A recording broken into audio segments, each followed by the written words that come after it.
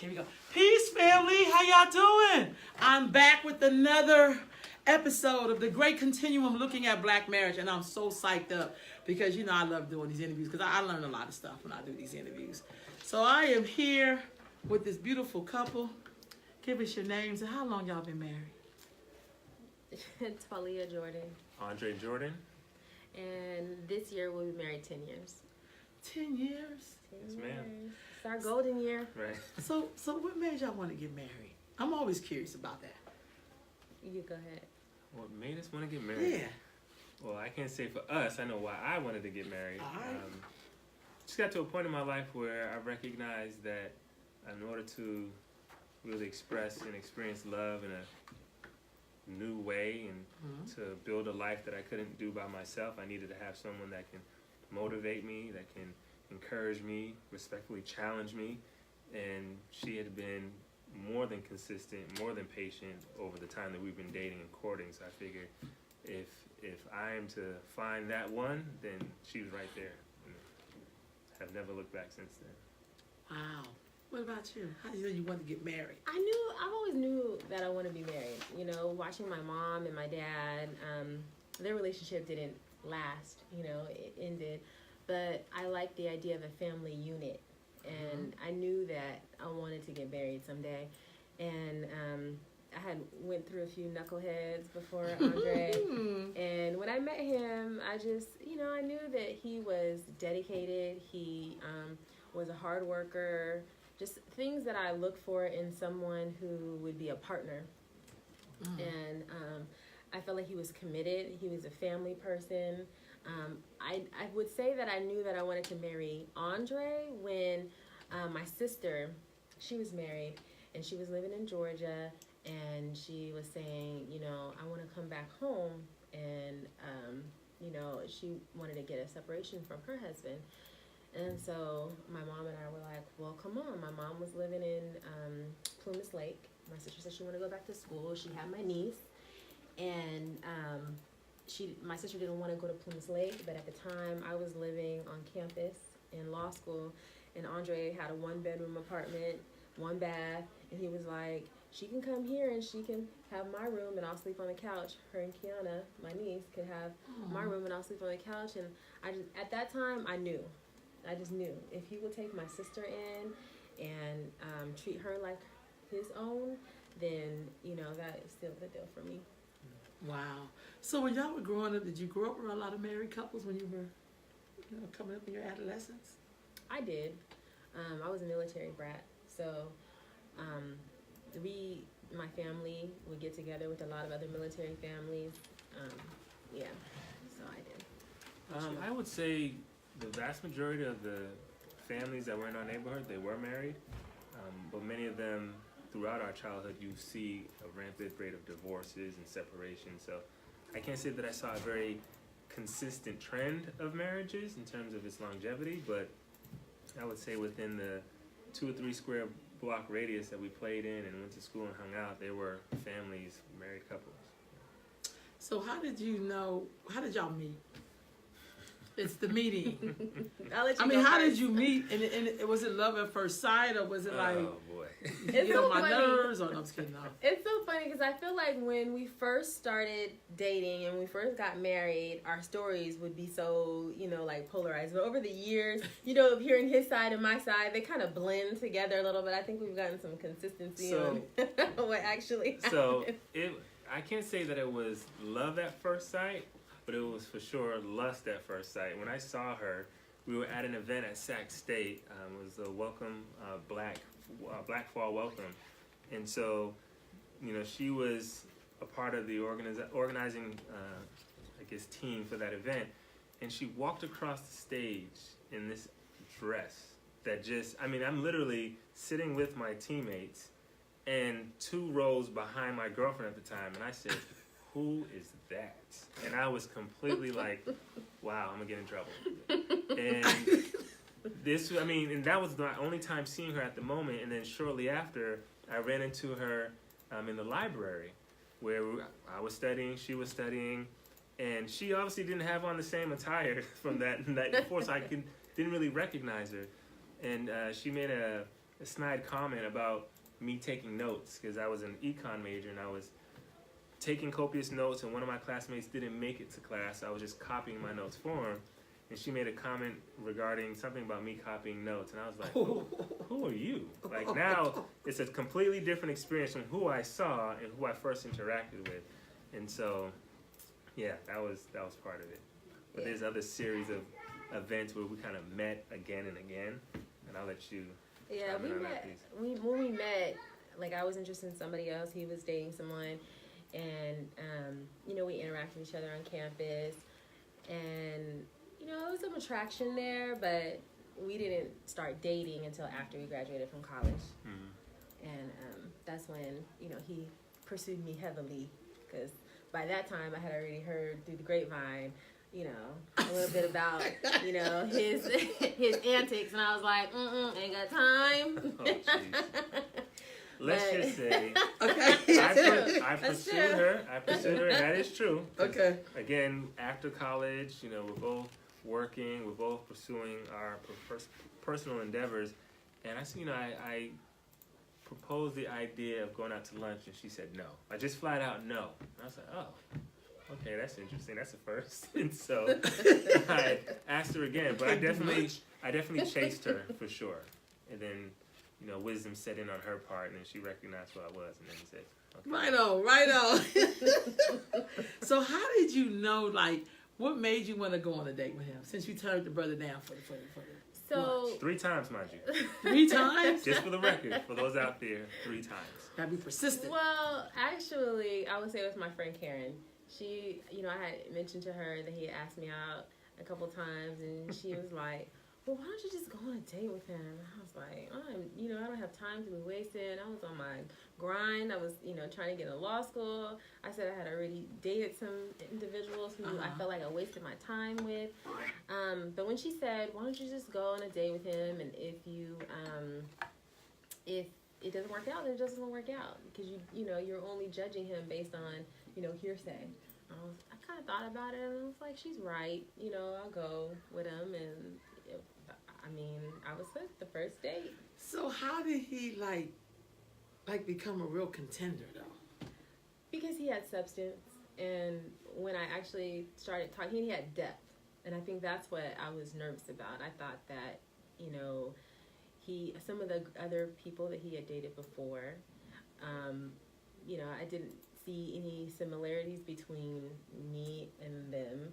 And I thought, you know, I'm probably too much for him. You know, I'm probably too deep for him. I'm probably, you know, going to be asking for too much. And he, you know, that's in my mind. That's what I was thinking. I was like, I'm going to be asking for a level of commitment that he's probably not used to. There's some standards that I had in my, you know, in my dating world, like, you know, no locked phones. You know, I did not agree with that. And I was like, that's probably going to be too much for him, because, you know, that raises the level of commitment and the what you have to bring to the table to the relationship. So how did he work on that locked phone? Did he not have a locked phone in the first place? No, I feel like we just came to mutual understanding, you know, because I think once we started getting to know each other, some of my walls started breaking down, you know, and I would communicate, you know, like what happened to me in past relationships. I actually dated someone, I was in the military. I dated someone, and I thought we were great. I mean, we took 1-hour photos together. I sent them to my family. Come to find out, he had a whole nother relationship. He had a whole nother fiance in a whole nother state. And, you know, it was my naivety that just allowed me to kind of be in that situation. And I told myself I was not going to be in that situation again. I mean, I don't know that there was a way that I think back and I'm like, is there a way I could have known that? You know, there was no. You don't want to be suspicious of people. Right. And then, you know, you hear women talk and say, well, I don't want them to think that I'm insecure, or, you know, things of that nature. But there are things that play into insecurities. And then there's things that can break down the insecurities. And with him, I like that, you know, he knew that I had these concerns, and he knew that I had this past. And he was willing to help me to break down those insecurities. If that's what you need, I'm willing to give that to you. If you need to make, you know, feel secure in this relationship by seeing that I don't have a whole nother life that I'm living outside of the life that I'm living with you, then I'm willing to do that and make those sacrifices until we get to the point where you feel like you can trust me. And so that, to me, was huge in our relationship as well. How old were you both when you got married? 27? 27, 28? Because you were getting ready, you just turned, I think, 27. Mm-hmm. Yeah. Yeah, we got married in 2009. So when y'all decided to get married, did y'all consult with other people, or you just like, we just gonna do this? Oh, no, it was definitely a journey. For one, we had participated in a premarital university that was provided by our church, Center of Praise. And we had an amazing facilitator, friend, and still family member in terms of Dr. Ron Elmore. And he really gave us kind of the roadmap, not to necessarily say, oh, how do you have the perfect marriage or the best marriage, but pretty much the skill sets and tools to facilitate this thing called matrimony. Because it's this very outrageous commitment, as he says, and it just talks about how do you deal with conflict, how do you communicate, how do you build your life together, and a lot of it was biblically based, and so we had that. Then we had another series of counseling just to kind of vet out our compatibility. We had Dr. Samuel Brown Dawson facilitate that process, and literally it's just like the same way you would go get your Myers-Briggs personality assessment. We did these kind of things just to figure out what data points do we have to kind of give us the guardrails of how we should govern ourselves. What are our trigger points? What are the areas that we're most compatible, at least what we think we're compatible, and what other ones are we kind of on polar ends that could possibly cause some tension or potential conflict? And so we went through that, and we've always surrounded ourselves with really good mentors who either have had or continuously have successful marriages, meaning that they're successful marriages as defined as you're every single day trying to be a little bit better than you were previously in more of a servant posture. So we went through enough I don't want to say hurdles, but steps to kind of. And family too. Like my mom, Oh, my family accepting him was really important because I'm really close with my family. So, like I said, my sister was already all in. She could already feel like, he was family oriented and that he was committed not only to me but also to my family. And my mom, she loves him. She loves him. So is religion important to you choosing your mate? Was that important? I would say, Absolutely. I would rephrase it. I would say faith was. Faith, I'll take that. I'll take that. And the reason why I say that, because for me personally, the way, and to the question that you first answered, why did you get married? Again, the purpose is to be in partnership, to build something, to, be sacrificial in your giving, in your time, in your resources, and in your energy. And for me, that all is encompassing of the faith that we have. Like I can't have the life that I would even dream of if I don't have her partnership and support, and vice versa. And so the reason why I say not religion necessarily is because, for me, there's so many constructs within the ideology of religion that's very limiting. Where in our relationship, I think it's so much more of a freeing experience because I've learned from her the power in being vulnerable. And as a man, I know there's a lot of times we let pride and ego kind of cloud our ability to just be present, and with fear of, if I show her weakness, she's going to exploit that for her benefit and to my detriment. Where as part of our faith is to trust and know that things are going to be all right, but you got to let go of things like your pride, your ego, your persona, whatever you feel your demeanor is, and say, I'm going to do that in a sacrificial way with the opportunity to be loved like I've never been loved before. So for me, that's what has kept me grounded these past 10 plus years, is knowing that it's okay to cry. It's okay to express how you feel. Even when you're upset, how do you communicate? How do you expose what very well could be the dark corners of who you are to someone that's going to help shine the light and the glory and the beauty of it? And so that to me is how my faith has been a facilitating factor in how we live our lives. So faith is important, family is important. What other things are important in your marriage? Communication. Right, all right. Communication is really important. Communication. Yeah, that's huge for us. And making sure that, we check in with each other.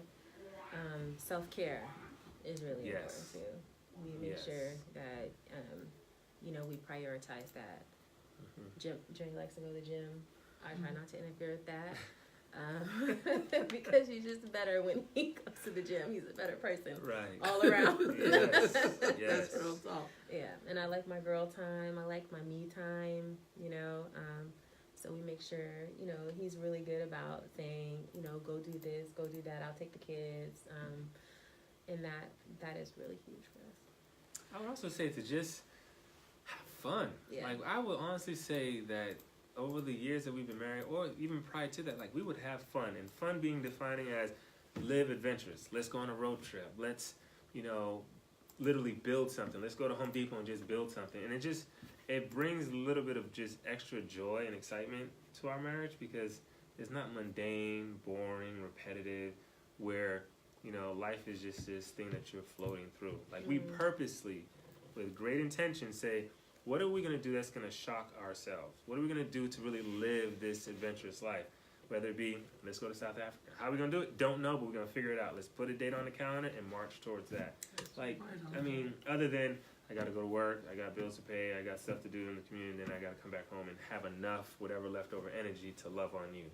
No, let's go out there and travel the world. Let's put stamps on our passport. Let's build memories rather than just acquire stuff. Yeah, that's huge. And if you don't have that, I mean, life will cause your marriage and your experiences to just be so mediocre and mundane. So I'm hearing a lot of F's: faith, family, fun, and communication. That's a good combination right there. Right. I like that combination. What does it mean to be a spouse? I think it means a partner, and whatever that partnership looks like. A lot of times we have other people who walk out partnerships in front of us, and so then the expectation is that our partnership is going to look like that. Maybe they set themselves up for that, or even sometimes people run from what they've seen in other partnerships. Oh, that's good. But That's a I good think one. when you good. say spouse, it's partner, and you get to define what your partnership looks like. You get to define how that looks. What are the roles for each partner within that partnership? And if you can find someone who has an agreement with you as to what that partnership should look like, what your role should be, what their role should be, then I think you are setting yourself up for success in a partnership. And I think sometimes what happens is people try to get into relationships or a spouse or marriage, and they want to make the other person fit their idea of what the Right. marriage is going to look like. real And talk. that doesn't really work out too well. Or they want to fulfill somebody else's role of what they feel like a marriage should look like, or what their role should be. And I think it has to be a coming together, building that together, a collaboration of, creating those expectations. And then you get a good partnership and you have a good spouse. So in the marriage, do you tell your partner, your spouse, everything? I feel like we don't really have any We don't. much that we don't talk about. I think it's a gradual process, because it's not something. I mean, we'd all like to think, oh, you get married, I do, you jump the broom, and then voila, here's my whole life. Right. Where you figure there's a point where you have been single a lot longer than you've been married. So there are things that you keep locked away as secrets, which can manifest in terms of insecurities and not opening up. And as you're married, is this ability to unfold and unpack and just really let out who you are, because you are literally going to be with this person presumably for the rest of your life, or to whenever Jesus come back, whichever one happens first. Right. And it's this idea of, okay, I trust her enough with my darkest secrets of who I am, so other things like looking at my phone or having questions about where, that to me is so minuscule, because I just shared with her my fears of, not being there for my parents when they're older, or my fear of not feeling adequate at my job because I've just been laid off. Like, when you are able to do that, sharing isn't that difficult, but it's not automatic. It's the same way that your trust needs to be earned. It's a result of you being a good steward of the things that I share with you. So if you, and we've had, conversations about this in our marriage, especially when you get to that, contentious point where you may be arguing, maybe disagreeing, where you don't share or use things that were shared in confidence as a weapon.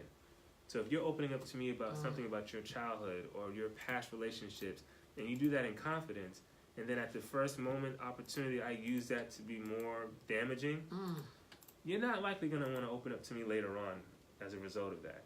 And so it's not automatic. And I think if you do have a spouse that is caring, loving, and understanding, sharing shouldn't be too problematic. Wow.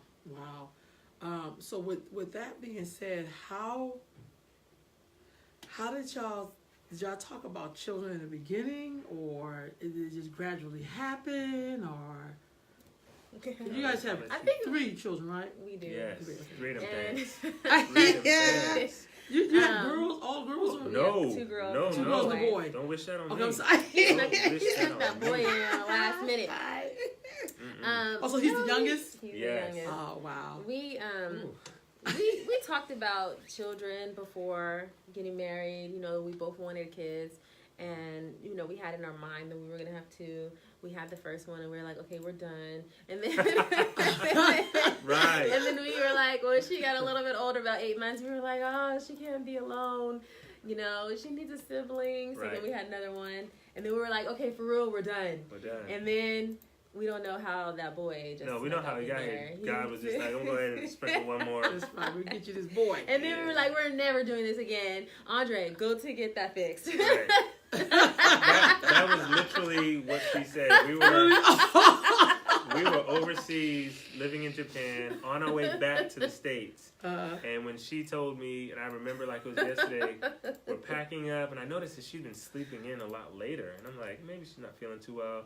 And then one morning she's like, can I talk to you outside? And I'm thinking, it's like 9 o'clock in the morning. There's nothing that I could have done between the time I woken up to right now where I'm in trouble. Right. And so when she says, can you step outside? I was like, oh man, this got to be serious. She's like, let's just go for a walk. Kind of felt like a mafia movie. Like, am I going to make it back? And so she went to the car, to the glove compartment, showed me the pregnancy test, and inside, I was excited. I was like, woohoo, because I'm thinking this could be the boy, right? So then I looked at her face, and I quickly got the cue that this was not the time to be celebrating, because she says, you're getting fixed. Not we're having a baby, you're getting fixed. Oh, God. And I replied, I said, yes, ma'am. Yes, ma'am. Yes, ma'am. Absolutely. Wow. So, to, soften it down just a little bit, because he's being extra. I don't think I used the word fixed. I don't think I said that, but I was very adamant about the fact that, at that time, 2 of my kids, I had them naturally in water birth. And the idea of doing this whole pregnancy thing, it's not even the birth part that really got me. It was the pregnancy part, because I have reflux, so I get really bad reflux when I'm pregnant. And I just knew, I was just like, man, this is about to be a long 10 months, and I'm doing this. And if I can do this and give birth to these babies, he could do something to bring to the team. We're a team. Mm-hmm. So what you going to do to bring to the team? Yeah. I love it, though. Yeah, that was interesting. So having 3 children, is that like a formula, or do you do it based upon, I get you being sick, but as part of the economics, or You mean as to not wanting to have expand more our children? family? Yeah. I think it's really, I think economics plays a lot into it for me. My sister and I was raised with my maternal sister, and so it was only 2 of us, and it would have been nice to have a third. So I think that was kind of what I was thinking when we were talking about kids before we got married. But I feel like I like when you're parenting is hard work. Oh, amen. Parenting, For real. I mean, The struggle is real. Yes, To it say is. the least, the struggle And is real. I feel like I want to be the best parent that I can be to my kids, and one way to do that is to make sure that I'm not spread thin, because again, it goes back to self-care too. And to parent the way that I want to, I homeschool, and to parent the way that I want to, I feel like 3 is enough to do that. Yes. The way that Yes. to invest in them That emotionally, makes sense. spiritually, economically. We do like to travel. We do want to expose them to a lot, and in order to do that, we can't have like 12 kids. No, I'm good. So I have a question here. Sister Oya is basically saying everybody's comments is like loving the show, loving the couple. This is great information, and thank you for normalizing That's what they're saying. Like black couples, like you get to see us because you don't even get to see us in commercials together no more. So basically, she said Queen Mother Jordan because you really it's rarely to see a black couple in a commercial. I'm Right, so yeah, serious. I've noticed How that. does having a beautiful husband impact your relationship with other women? Okay, and then it says, a good brother, are you able to maintain platonic relationship with female colleagues? That could be So like real. wait, that could be okay. like The Real first- Housewives of Atlanta. the first part again? The You know, first part? having a beautiful husband, does that impact your relationships with other black women? I kind of understand that concept. I mean, for you may not have no friends like that though, but I mean, Oh, I don't know. I don't okay, think being around so. people I can't trust. I'm not just saying, like, you know what I'm saying? Oh, Like, I there you just- go. I was That's like, what I'm talking about. That's why I said Housewives of Atlanta. Like, Right, it right. ain't that deep. well, Like, you know what? you know, but that's a real question because some No, that's people a never good- have friends that You know what? they don't have no boundaries. Like No, that's somebody's no. husband. That's a really good question. Actually, I like the way that our relationship started. Because the way our relationship started, and because his openness with me, and the fact that I don't feel like we have walls with each other, like I'm not worried. I'm not phased. We set a really good foundation in the beginning, you know, and I feel like I got to know him, you know, through his vulnerability and, you know, taking those steps with me to make sure that I felt secure in our relationship. Now, like, I mean, I don't know. I don't even, you know, somebody could be looking at him and I wouldn't even notice. And I'm not bothered because, yeah, because I mean, you can't get too far. I know my husband. So, I mean, you're not going to get too far with any advances. So it doesn't really even bother me. And it's flattering. Thank you. It's very interesting you said that in terms of like I guess my interactions with other females, because one thing that I've learned early on is you need to be able to paint your partner in a very complimentary light. Keep going, just keep talking. And so, you know, my interactions, I'm very sociable. I like to talk and interact with folks, and some folks might, you know, take that and try to exploit it to say, you know, try to slide in and have unnecessary conversations. But I think I talk about my wife so much in such a positive light and the things that she does that I learned very quickly that certain conversations and certain things that you just don't engage in.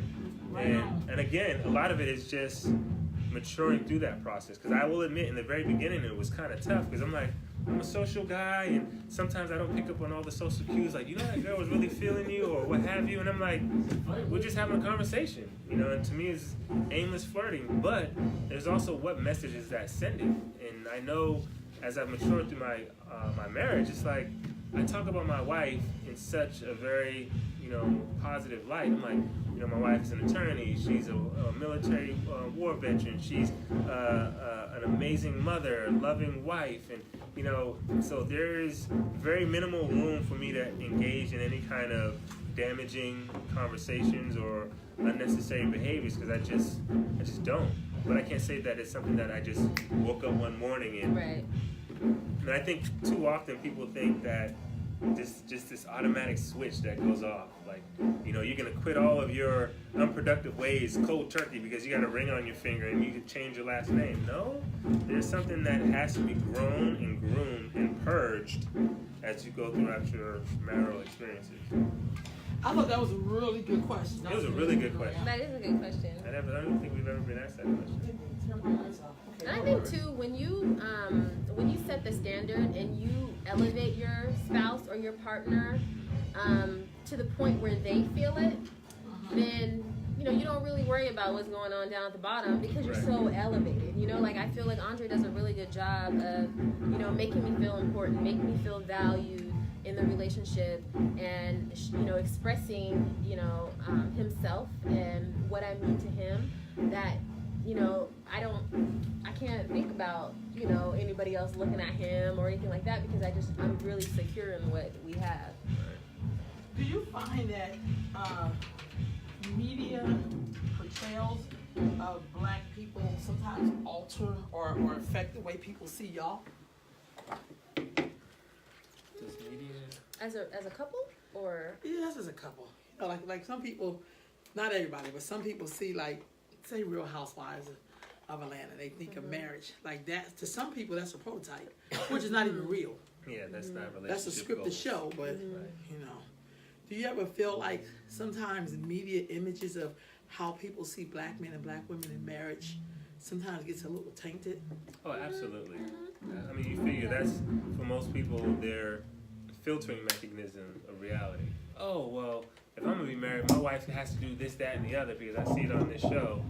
That's why I think it's really important to have grounded, realistic examples of what it is that you want to Speaking to achieve. that, just so I ain't heard anybody say the same, but still, Okay. we good. So, I think that, social media, the things that we are tuned into, they do have an effect on how we perceive marriages and relationships. I know for us, one, I don't watch the Real Housewives of Pick Your City. I just don't. I do. of Pick your city. Pick your city. Orange County, Atlanta, I'm whatever. borrowing that. I'm borrowing But that.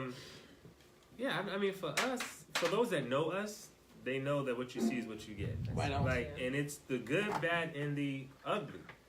We have gone through trials and challenges in our life where people see that and they're like, man, y'all made it through that, and you guys are still together. You guys are still striving. So regardless of whatever reunion show you watch where people are throwing wigs and shoes and everything else, that's not us. That's a good one. So yeah, it does have an impact, but I think if you filter it accordingly, it shouldn't alter your paradigm of what you believe is a healthy relationship, and not be so lofty to think everyone's going to be the Obamas.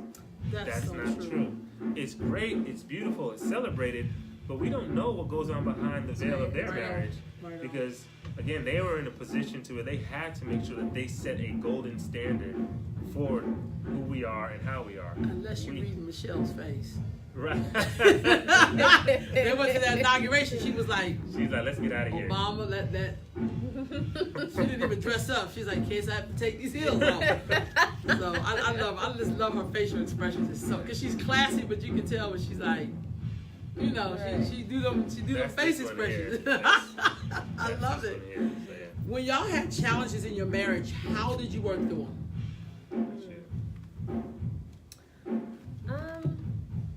Well, one, we communicate with each other, and we were really careful on how we communicate outside of each other. Not to say that we don't communicate what's going on with us, because again, like Andre said, what you see is what you get. But I also feel like, people in your life will, they're not only watching you, but they're also playing off of you, So Right. I know who I can tell what to. I don't tell all my business to, all of my friends. There are certain friends that I share certain things with, and I have certain friends that I know I can give it to them raw, and then some other friends that I'm like, yeah, maybe this isn't something that I'm going to ask them because they're going to get me rah-rah up and, and leave me in a rah-rah. That's the nickname, like the rah-rah. I like that though. Right. But, it just depends on the situation. But I feel like communication, one, when we go through trials, communicating with each other, checking in with people that we value and who, know how to give us good advice, right? Just recently, I was diagnosed with breast cancer. And one of the first things that I did, I talked to my family, but another thing that I did was I reached out to one of our marriage mentors who Andre spoke of before, who also had a wife who went through breast cancer. And I didn't reach out to him for me. I reached out to him for Andre. Because I know what it is that I'm feeling, and I know, my journey that I'm going through, but as someone who loves me, as someone who supports me, and, I can't even imagine how this makes him feel. But I do know that we have a mentor who, can understand some of the things that you might be feeling when you hear those words, or, how to support me, but also take care of himself. So I reached out to that mentor on his behalf to say, hey, can you reach out to Andre and talk with him about, what's going on with us right now? Because I have breast cancer, but really and truly, we are going on this journey together. So, this is a trial. This isn't something, and I think sometimes people think in life and in marriage, the trial is against your other person. And we learned really quickly that we need to team up against the trials that are coming towards us, rather than always feeling like we're at combats with each other when there's a lot of outside forces. Fight with you. Right. I get that. So, that's a trial that's, coming in our marriage, but also that we know that we're on the same team and we got this. What advice would you give to people who want to be married?